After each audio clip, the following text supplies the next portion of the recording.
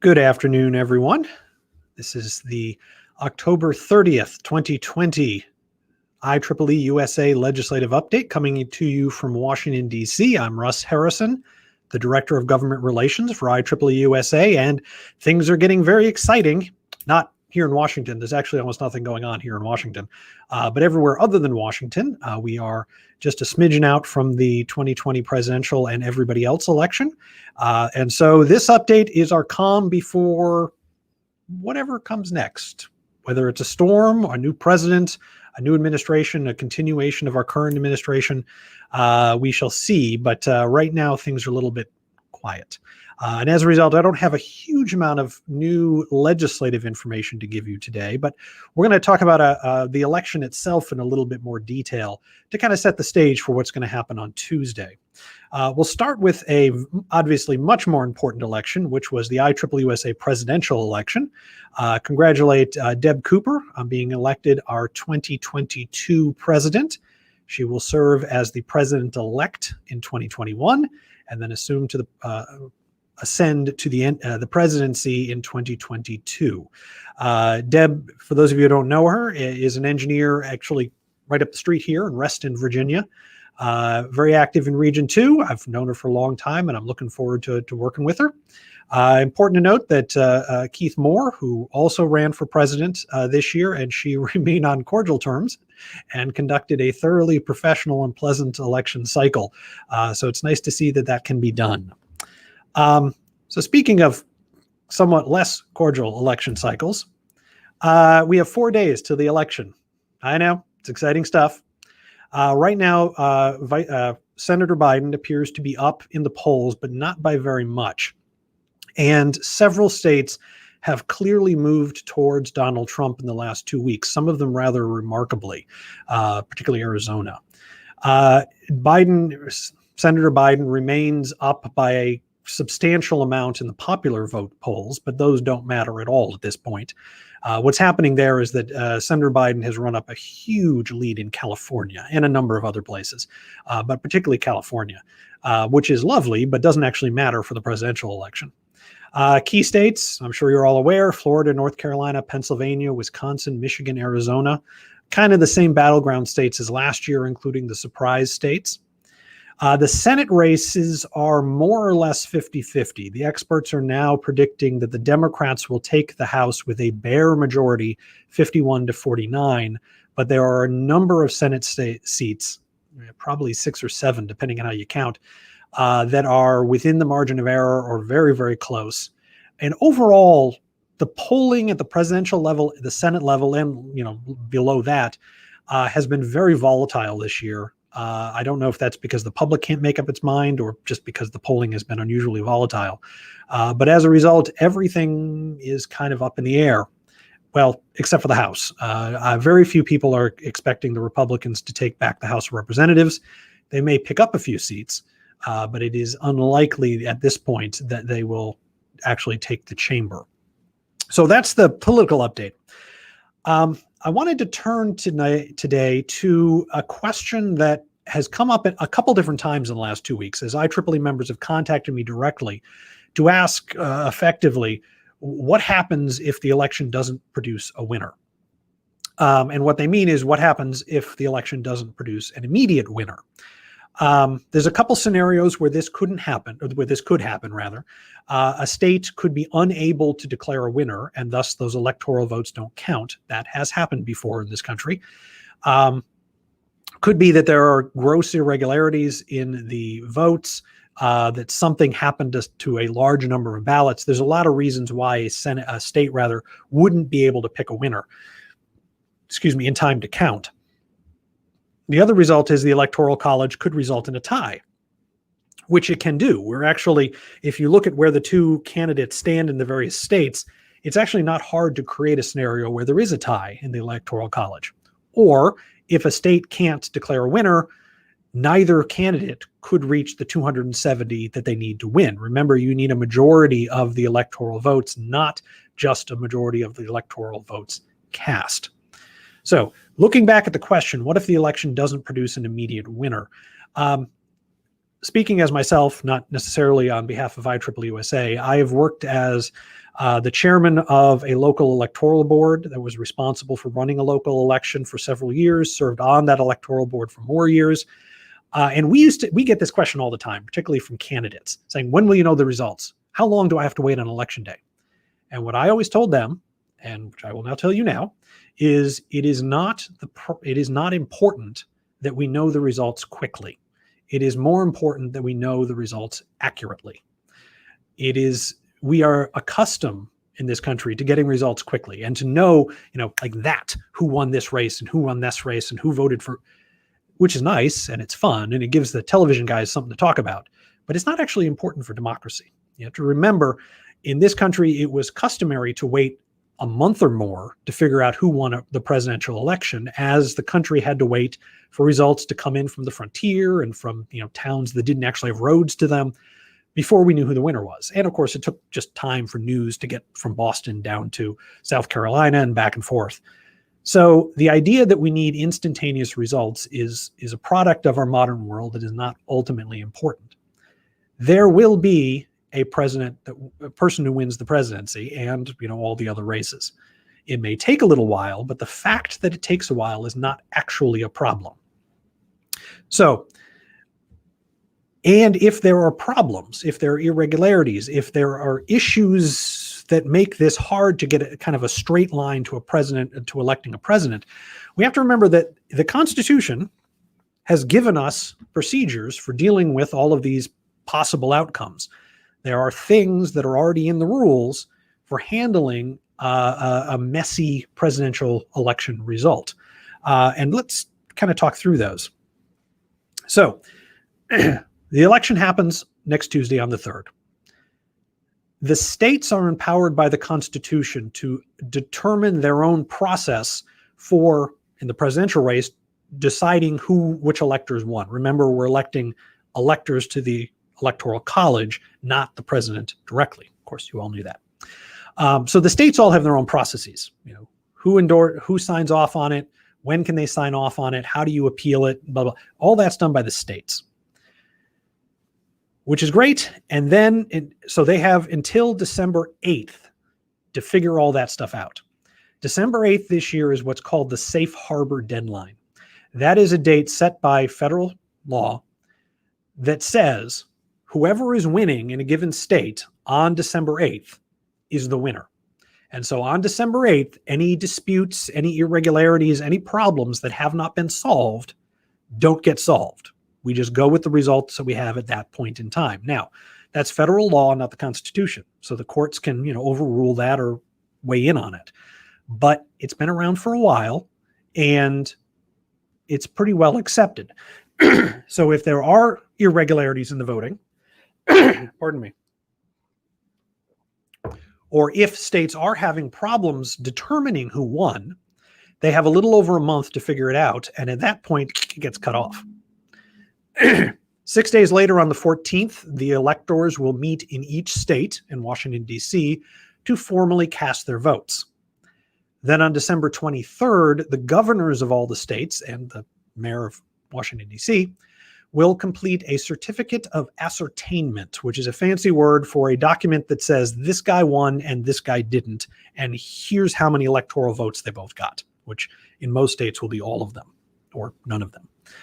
That statement then gets sent to a bunch of different people. It goes to the National Archives, it goes to a circuit court, it goes to the couple other people, and then to the vice president. The reason it goes to the vice president is that he is the president of the Senate and will preside on January 6th over the formal casting of the electoral votes.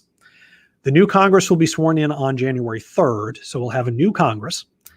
And then Congress will meet on the 6th, it's in the Constitution, to accept or not the results from each one of the states. What will happen is Vice President Pence will take the certificates of ascertainment for each state, read them one at a time, and Congress, they'll be meeting in joint session, so it'll be the senators and the representatives together, will have an opportunity to object to any state totals. In order for there to be an objection, you need one senator and one representative. if that happens, both chambers will then promptly vote on whether or not to accept the results that were sent in by the governor. If they accept the results, that's the end of the conversation. There's no appeal here. That's a simple, straight up vote. And the electoral votes are then cast for whoever they were cast for. If Congress votes not to accept the state results, then they're not accepted. That state does not cast their electoral votes. If at the end of this process on January 6th, no candidate gets to 270 electoral votes, it gets exciting. At this point, once the joint chambers of Congress have met and determined that in their judgment, neither party won 270 votes, all the popular vote and all the electoral votes go away, and we really start a second process. At that point, the House of Representatives votes on who will be president. They essentially pick. And they can listen to what the voters said or not. It's up to them. The trick is the House of Representatives votes by state. In other words, the 54 representatives in California will cast one vote. The one representative in Wyoming will also cast one vote. May not be fair, but that's what the rules are. Currently, the breakdown in the House of Representatives is that the Republicans control 26 states in terms of the delegation in Congress. The Democrats control 23 states, and Pennsylvania is tied. Now, that may change in the upcoming election, but it does give the Republicans an edge. Republicans control a lot of the smaller states, whereas the Democrats tend to be concentrated in bigger states, which is fine most of the time, not good for this particular process. The Senate will vote promptly for vice president. They will vote just one senator, one vote. So it is entirely possible that we get a president from one party and a vice president from another party, which would be exciting. Now, this can all happen on the 6th, probably wouldn't, but it should happen shortly thereafter, but it needs to be done by January 20th. January 20th is Inauguration Day. If the House has failed to select a new president by January 20th, then the vice president becomes the acting president until they can make up their mind. Now, if the Senate has selected a vice president, that person would be sworn in as president. If the Senate is also deadlocked, then Mike Pence would become acting president because he is currently the vice president. All make sense? All nice and simple stuff. The point here is there is a well-defined, well-articulated process for working through a situation where the popular vote doesn't give us a clear indication of who gets to be president. Which brings us to the election of 1824, something I'm sure everybody's quite familiar with. Excuse me. This is the only time the House has selected the President of the United States. In this year, there were 4 viable candidates for president, each one of whom won electoral votes: Andrew Jackson, John Quincy Adams, William Crawford, and Henry Clay. Before I go on, the Founding Fathers actually assumed that this would be the case most of the time. They actually assumed that presidential elections would regularly fall to the House of Representatives. They didn't foresee our two-party system. And so while in our history, the election of 1824 is an outlier and unusual, the Founding Fathers actually expected it to be a regular occurrence. So back to the election.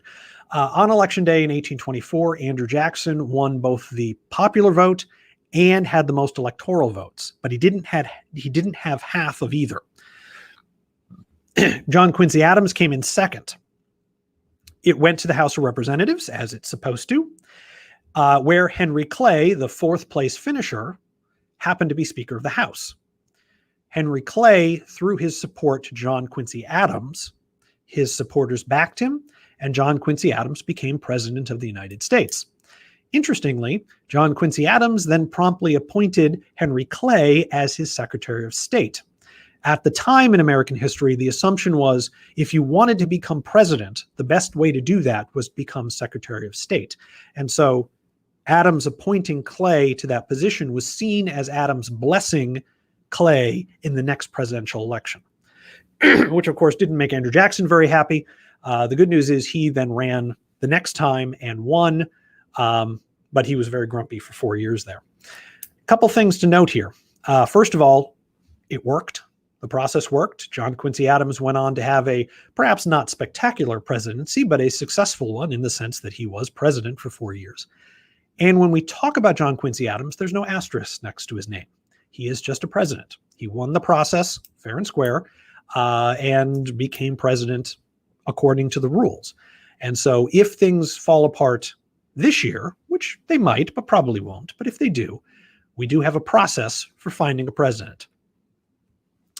So some things to remember given the chaos, and to be blunt, some of the hyperbolic reports in the press from reporters that are more interested in getting attention and getting people to read and watch their stuff than in actually educating the public. There's a process for all the scenarios people are concocting for how the election can go wrong. There's a process for handling it in the rules, in the Constitution that this country has had for quite a long time, over 240 years. We also know the process works because it did work. The process has been tested in very unpleasant circumstances in some cases, and it has been successful. The United States constitutional form of government has proven to be one of the most successful and resilient in world history. Having the same government system for 240 years is actually rather unusual in history. And yet here we are, 2020 still going strong. Moreover, democracies on their own tend to be more resilient than any other form of government. Democracies can take a lot of strain before they break. And so while things could get crazy over the next couple of weeks in Washington and everywhere else, we have a system in place that has worked and will work, and the country is strong enough to take it. We shouldn't assume that just because people are screaming at each other that the country is about to break. Some interesting reports on, if you want more details on all this, there's a great deal of history in all of this, the machinations of these elections. The Congressional Research Service has a good report on the process for selecting electoral college participants. National Archives has a great process on it as well, article on it as well. And the National Association of Social Sciences has a really good website on state election laws. So if you're interested in the peculiar way that your state will certify the results, there's the site to check out. All right, on to some legislative news. And like I said, there's not a tremendous amount going on out there. COVID, for example, there's really been no movement on a COVID relief bill. The two sides have been talking and saying stuff, but I'm not sure anything matters yet. There will be negotiations over a real bill after the election, but at the moment, there's not a lot of movement on it. It is worth noting that the economic recovery that we just learned today is progressing well. We had this, I believe, the largest economic growth in a single economic quarter last quarter in American history. That would be exciting had we not had the worst quarter back in, the second quarter of this year. But still, that's a pretty impressive increase. And what that does is it takes pressure off of Congress to do a broad economic stimulus bill, like the PPP program we had back in March and April. It allows them to focus relief more precisely on things like university research, maybe the airline and tourist industry, maybe hospitals and medical facilities that need particular help, which should, in theory, make it easier to craft a COVID relief bill that fits under the budget caps that the administration is trying to impose.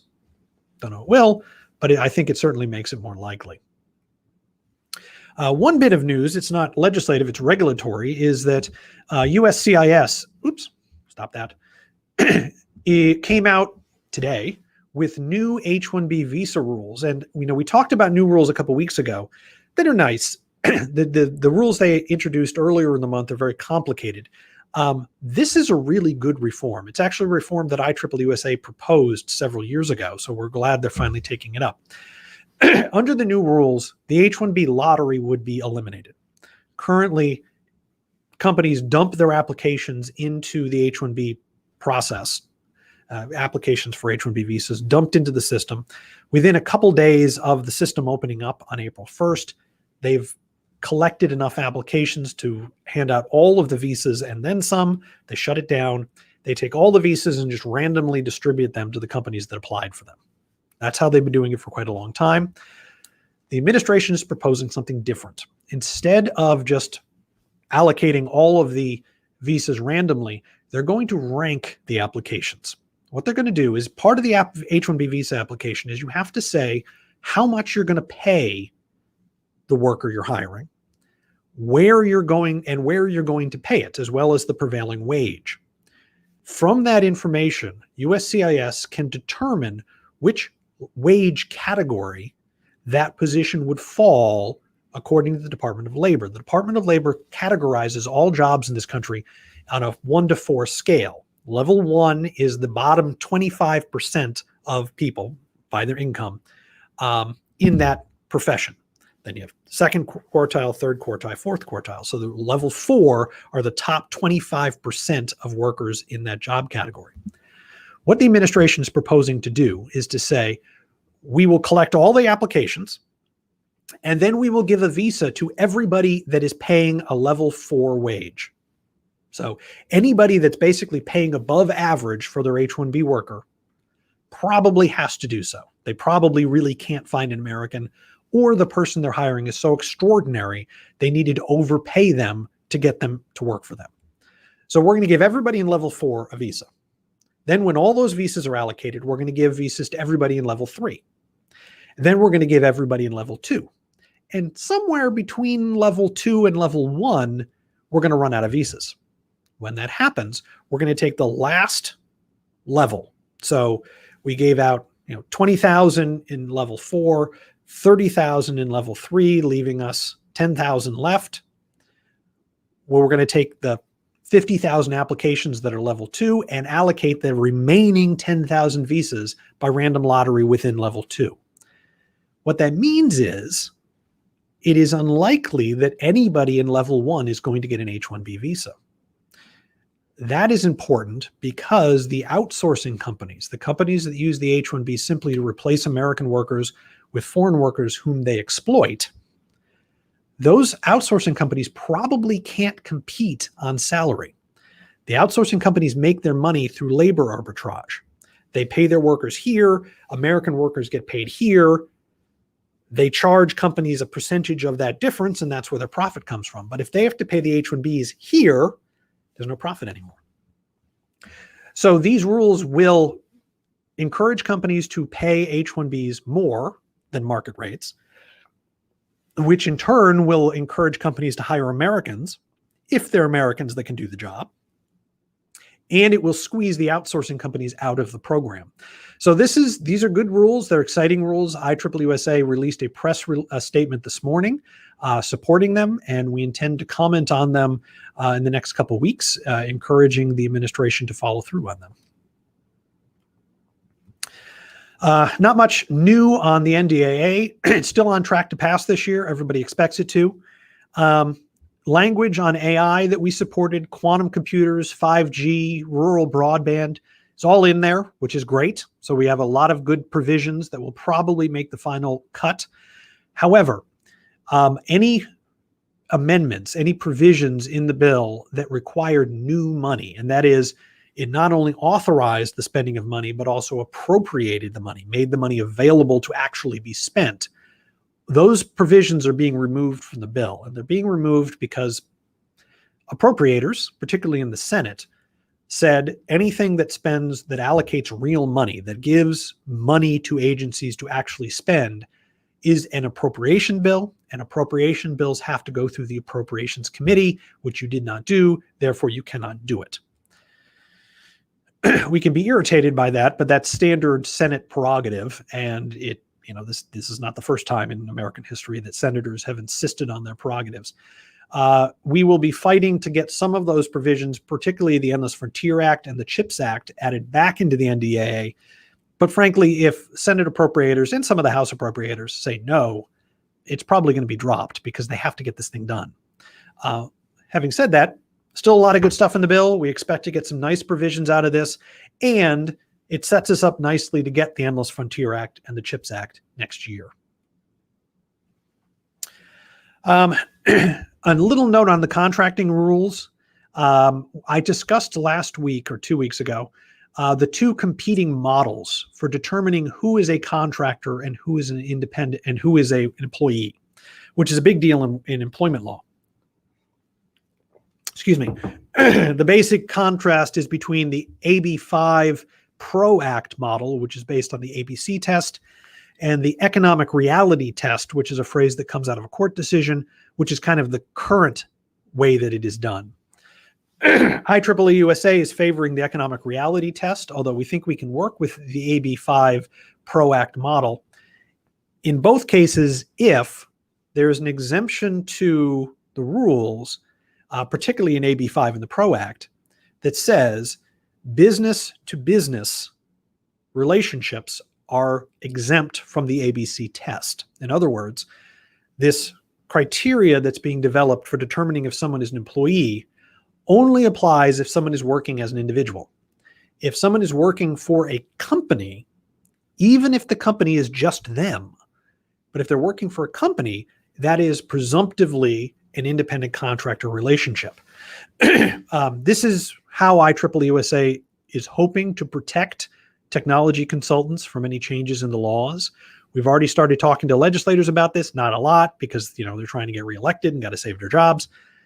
But this is what we're going to be talking to them about, and we hope to work with IEEE consultants to have you guys talk to them as well to make sure that if there's a national law passed or new regulations passed in this space, that the unique business models used by technology consultants are preserved. By the way, IEEE-USA has some great resources for consultants on our website, IEEEUSA.org/careers/consultants. And that page is hosted by the Alliance of IEEE's Consultants Networks Coordinating Committee, which is a terrible name and an awful acronym, but a really good group of guys providing resources for our consultant members. We're going to be doing some additional work over the next couple months to help consultants deal with and respond to the emerging debate on how to regulate independent contractors. And so for those of you who are interested in that field or are in that field, stay tuned because we'll have some more information for you down the line. And I'm announcing that we will have a special post-election edition of the IEEE-USA Legislative Update next Friday, still 1 o'clock. So it's November 6th at 1 o'clock. We'll talk about the election results. We'll talk about what it means to IEEE and IEEE members, what we can start to expect from the Congress next year. And by Friday next week, we should have a reasonably good idea of who's going to be running the country and be able to start figuring out how we as an organization need to respond. I'll remind everyone that IEEE-USA does not take positions on elections. We do not have an opinion on who should win any of the races. We will work with whomever it is that the American people see fit to send to Washington, and we look forward to doing so. With that, my name is Russ Harrison. I'm the Director of Government Relations for IEEE-USA. My phone number is 202-530-8326. My email address is r.t.harrison@ieee.org. If you have any questions about anything I just went over or anything I didn't go over, please go ahead and put it in the chat box. I'm going to stop sharing my slides so I can see the chat box, and we'll see what we got.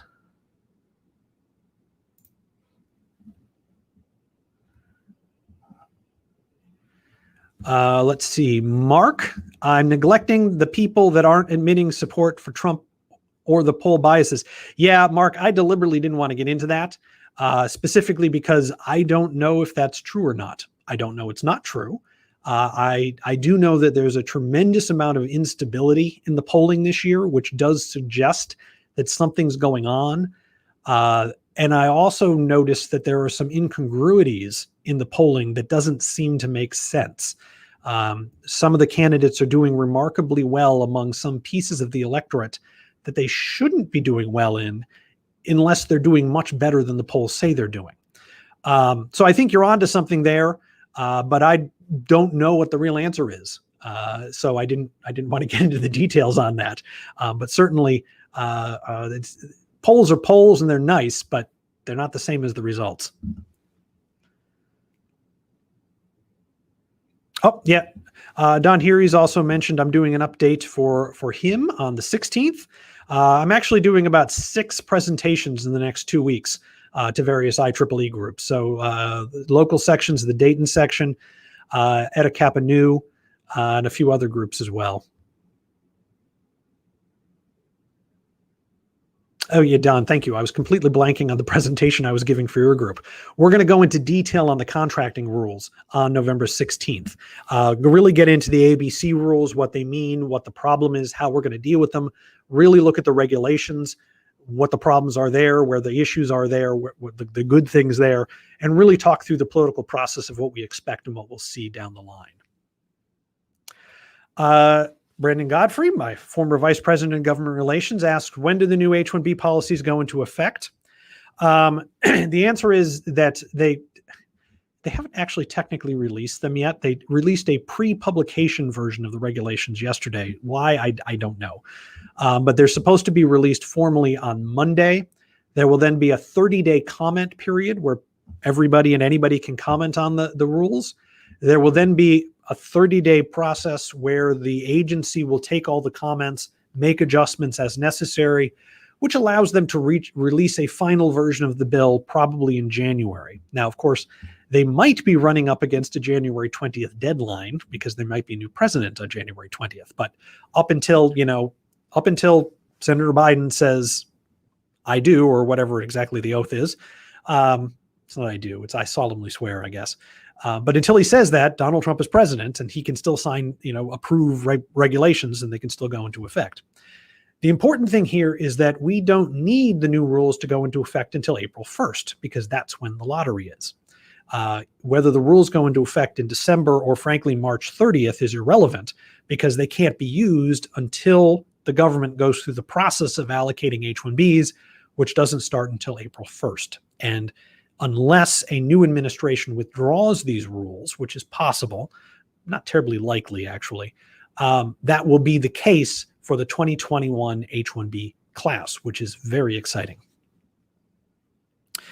Any other major bills coming up between now and the new president taking office? And it depends on what you mean by major bill. For example, we just saw a bill introduced by Congressman Tonko from upstate New York, Albany, New York area, that would encourage schools to add artificial intelligence. This is K through 12 schools, artificial intelligence to their curriculum, which we think is a good bill, but the bill's not going to pass in this Congress. There just isn't time. That bill was introduced to start a debate for next year. And so in that sense, it might end up being quite a significant bill because it sets us up to get a good bill passed in 2021 or 2022, which will be exciting. But the bill itself isn't going to pass. And the reality is Congress is unlikely to pass very much between now and January. Well, it'd be January 3rd. Excuse me. Because remember, the new president, the new president starts on the 20th, but the new Congress starts January 3rd. And they're not going to pass anything from January 3rd till February because they got to get the subcommittees set up and elect leaders and vote for rules. And there's a bunch of procedural stuff they got to get done before they can actually start working. So anything that needs to pass has to pass between now and January 3rd, except it's not going to happen over the holidays. So the real deadline is about December 18th. They're not going to do any work next week. They're not going to do any work the week of Thanksgiving. So you got about 4 legislative weeks left to get stuff done. In that time, they're going to pass NDAA and they're going to pass the fiscal 21 budget. They're probably going to do a CR or an omnibus, but one way or another, the budget will be taken care of for at least, the next several months. Beyond that, probably not much. Most legislators after a presidential election are exhausted. They just want to go home. The legislators that were defeated don't want to hang around and be reminded of how they've lost. And to give you a sense of what this means, excuse me, senators generally have fairly nice offices. Not as nice as you'd think, but still fairly nice offices. But there aren't enough of them. And this applies to the House too, but House offices generally aren't very nice to start with. But the legislators that lose or who are retiring, pretty much as soon as the election ends, get kicked out of their office. And they're given a desk and a phone and a internet cable in the basement of the House of Representatives, basement of Congress. So they go from having, the senators in particular, go from having very ornate offices and really big staffs to take care of them, not really big, but relatively big staffs to take care of them, to being all by themselves because their staff scatter because they have to find jobs. They don't nobody comes to talk to them because they're on their way out. They don't have any of the perks. They just want to go home and start their life again. And so it's unlikely that any additional legislation will be taken up between now and the end of the year.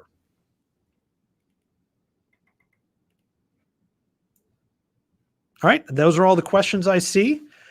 Want to thank you all for joining me today. Hope everybody has a good weekend. See you all at the polls on Tuesday. And I hope you join us again next Friday when we talk about what actually happened.